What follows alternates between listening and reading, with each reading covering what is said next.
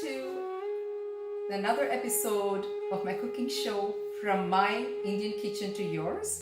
Today I'm going to show you a very creative and interesting dish that my mother used to make.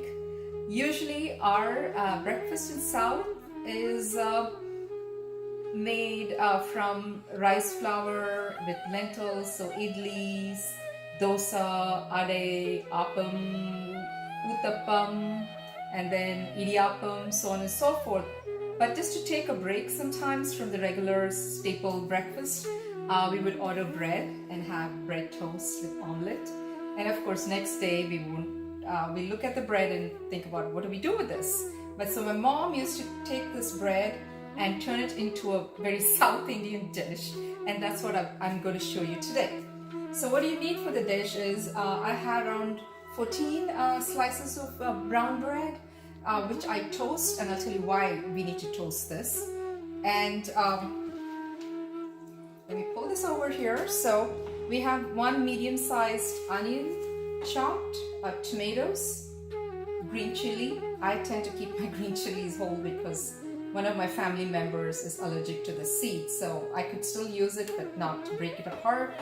Ginger, curry patta, karivapille, cilantro, and lime. So those are the things that you need. And also we need a few things for tempering, which I'll show you once I start making the dish. So I've got 4 spoons of olive oil here, so I'm going to start with tempering, which is I'm going to add a couple of spoons of black mustard, and you can hear it pop. And then we add urad dal. This is all the ingredients that we'd use to make upma. Upma is a dish which maybe we usually make with semolina. So there is the urad dal, and then I'm going to add, we also use a chana dal, another kind of lentil for seasoning here. And then cumin. We use cumin at the end because cumin tends to kind of burn quickly. And this is where I'm going to add the green chilies to kind of cool down a little bit, the oil, and then the ginger. And I just use half the curry patta. The curry patta, depending on when you add it, changes the whole taste of the dish. So I'm going to add some at the beginning, some at the end. So when I'm going to give it some time for it to kind of crackle.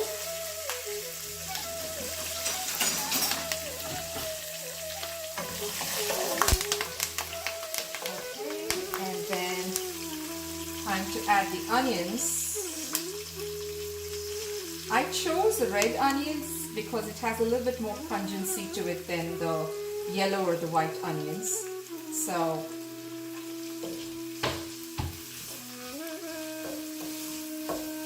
as the onions are kind of browning and cooking, what we do with the bread is we take a couple of slices of bread and we want to cut it into cubes. And I've already toasted the bread because if you use the bread the way it is, it becomes very soggy.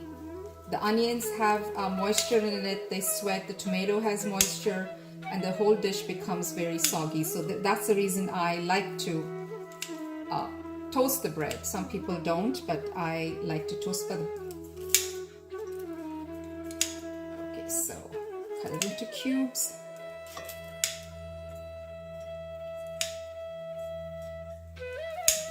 So one important ingredient that I need to add at this point is what we call the hing. Hing is Asofetida. There's another name for it. Gosh, it doesn't sound very pleasant. It is also known as the devil's dung. It has so much of a strong smell to it. It's like a raisin, a gum, a dried sap that's exuded from a herb plant, a celery-like plant.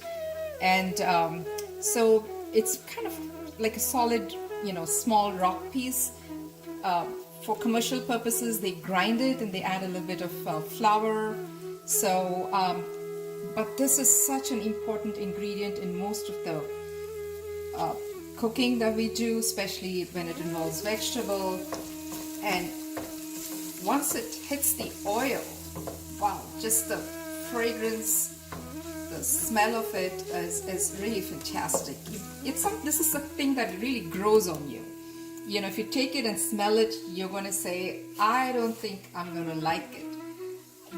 But believe me, it is an important ingredient and really adds to the whole flavor to the dish. At this point, I'm going to add the tomatoes, and it's starting to look very colorful.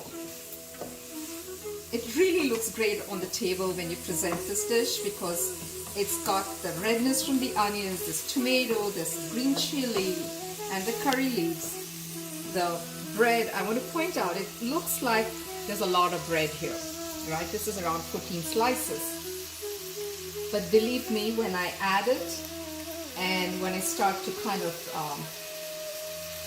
cook it with the rest of these, it compresses. The bread tends to compress, and the quantity of this is not the same as you see it right here.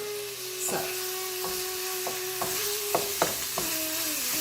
I think the onions and the tomatoes are fairly cooked because the oil is starting to separate, and I'm going to add the salt, just enough to cover the entire surface of the onion and the tomato, but don't add too much because the bread also has some salt in it. People forget that, and then you don't want to end up having a very salty tasting dish. So I wanted to point that out. And now is the time to add the bread.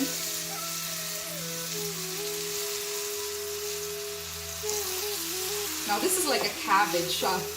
If you have cooked cabbage, you know it seems like there's a lot of it, and then once you start adding to it, it starts to compress, and that's exactly what happens to the bread as well. So I'm going to add little by little.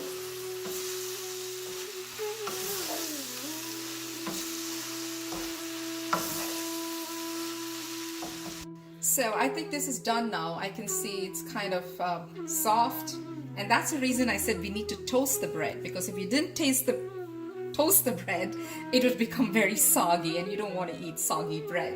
So I'm going to finish this off by adding a lot of cilantro, and then squeeze some lime. Got to get almost all the umami flavors here. Bread has a little bit of sweetness to it too. So, and if you remember, we started with a lot of bread, and I did tell you that it's all going to compress, and it did. So here it is, your bread upma. So here it is, the finished bread upma. Meet you again soon in another episode with another exciting dish from my Indian kitchen to yours. Signing off, this is Rajshri Badaliar.